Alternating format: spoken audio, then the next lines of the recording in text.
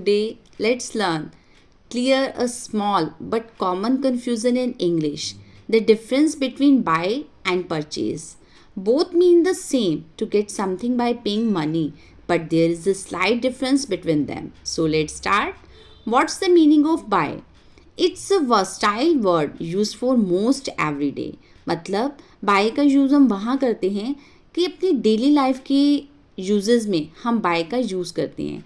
वहीं पर परचेज का जो मीनिंग होता है वो it is preferred in business, legal and professional settings में किया जाता है.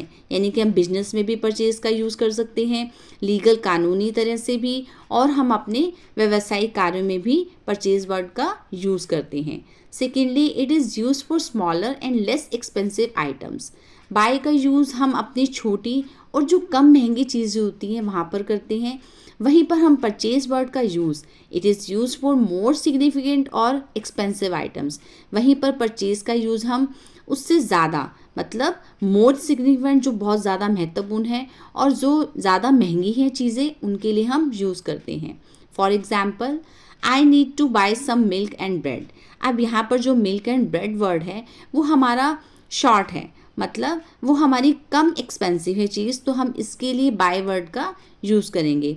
वहीं पर परचेज का यूज़ हम the company will purchase new machinery. जो कंपनी है वो एक न्यू मशीनरी खरीदेगी, तो यहाँ पर जो मशीनरी है वो हमारी एक एक्सपेंसिव आइटम है, तो हम वहाँ पर परचेज वर्ड का यूज़ करेंगे.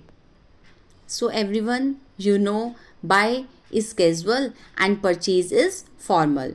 Use them smartly. Thanks for watching.